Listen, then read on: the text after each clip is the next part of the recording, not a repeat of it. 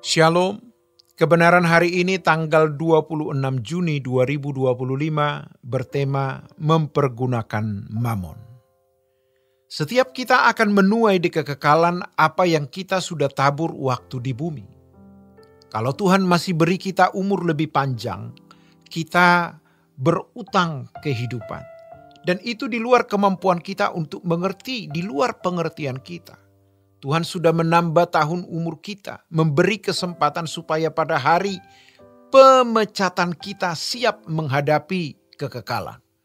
Jadi, ingat hari pemecatan bisa terjadi kapan saja dalam hidup kita.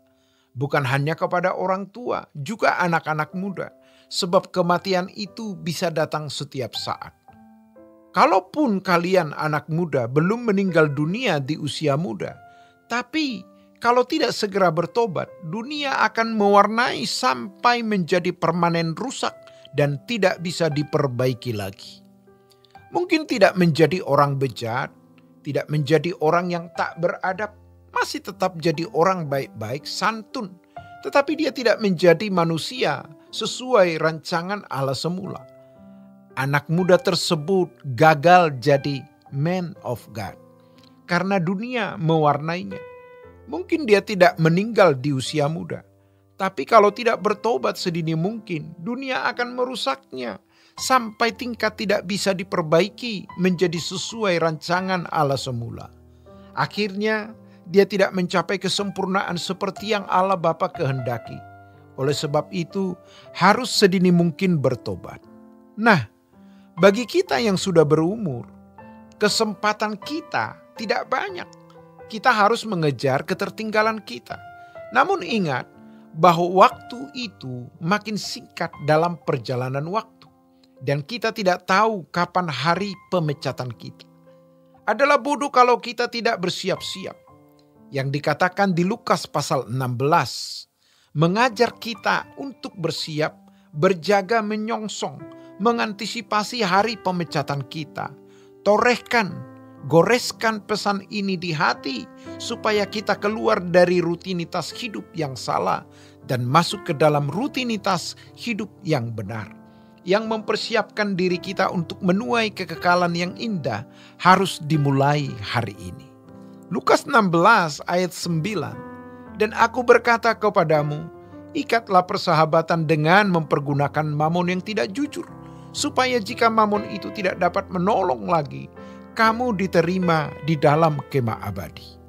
Menyongsong kekekalan yang dahsyat, kita harus membangun persahabatan dengan Tuhan dengan menggunakan mamon yang tidak jujur.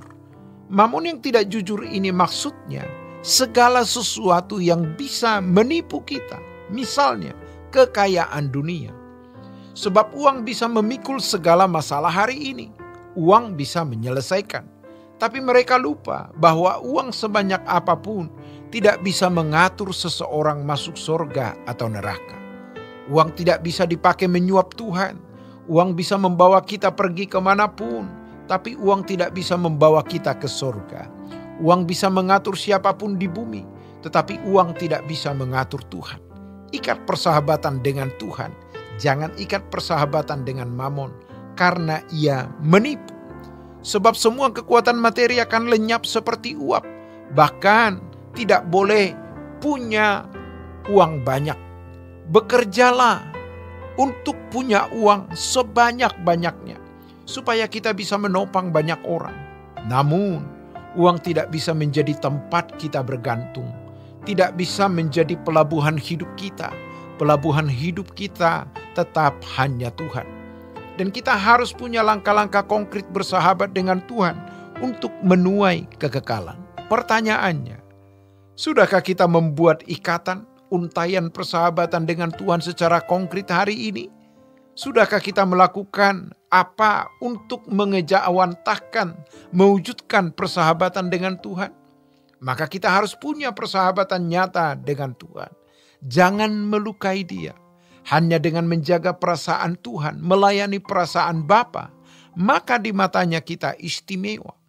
Hidup baginya sepenuhnya, sebab kepentingan kita hanyalah dirinya. Mari kita buktikan tindakan konkret dalam bersahabat dengan Tuhan.